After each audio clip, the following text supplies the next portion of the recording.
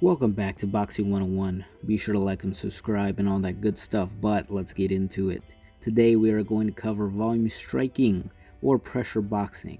What I mean by that is essentially instead of throwing only a couple of punches in each round with 100% power, you turn it to 50% power or even less and keep a constant pace of punches thrown at your opponent. The first example of volume striking we have is Pacquiao versus Diaz in round 5. Quite a bit into the fight, but Pacquiao was still able to land 32 out of 84 total punches thrown. Diaz only went 12 for 65, so Pacquiao was able to manage throwing more while getting hit less.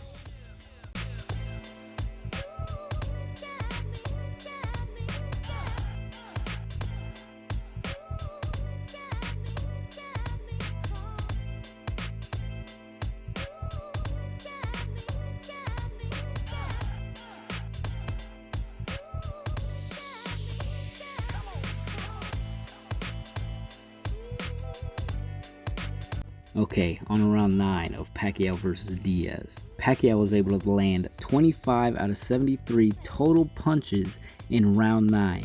That is 11 less than he threw in round 5. So as the fight goes on, Pacquiao is keeping the same pace the entire fight because he is not throwing 100% effort into every single punch. So his cardio is staying the same throughout the whole fight, while Diaz was only able to land 8 out of 48. So as the fight goes on, he's dwindling and Pacquiao is staying the same pace the whole time.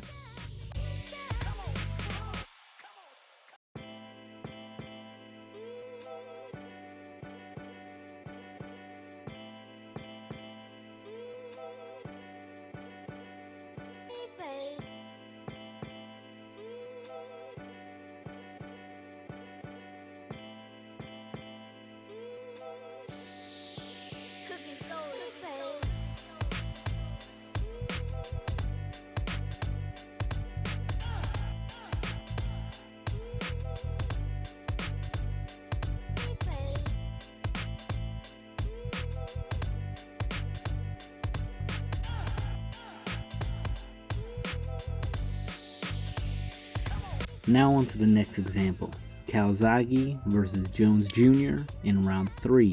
Calzaghe went 35 for 107 total punches thrown in round 3. Now, 35 punches landed maybe isn't too accurate to describe how effective each punch was, because a blocked punch or a partially blocked punch can still have effect, maybe a residual effect on the opponent. So 35 out of 170 total punches thrown, and Jones Jr. was only able to land 16 out of 42 total punches. That is doubling, more than doubling, Jones Jr.'s punches thrown within round 3.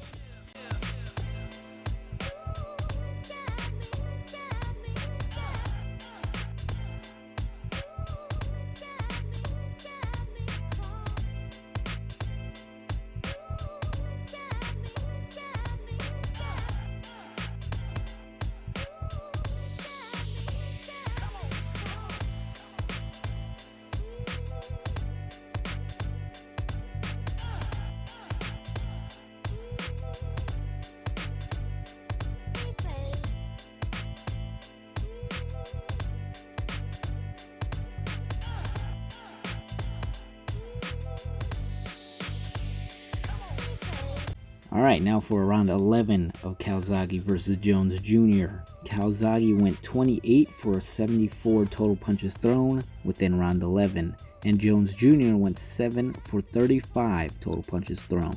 Now, you could kind of tell that Jones Jr. is keeping a similar pace, although a little less than before, and Calzaghe, his numbers have dwindled just a little bit, but Calzaghe is still outpacing Jones Jr. considerably when it comes to punches landed and thrown.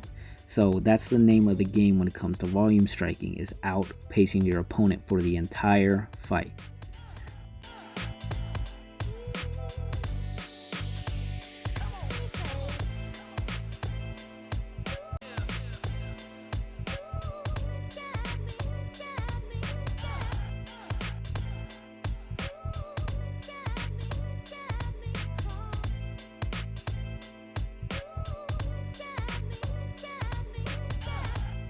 On to the final example, and one of my personal favorites, Nick Diaz versus Scott Smith. Total punches thrown in less than 3 rounds considering the finish.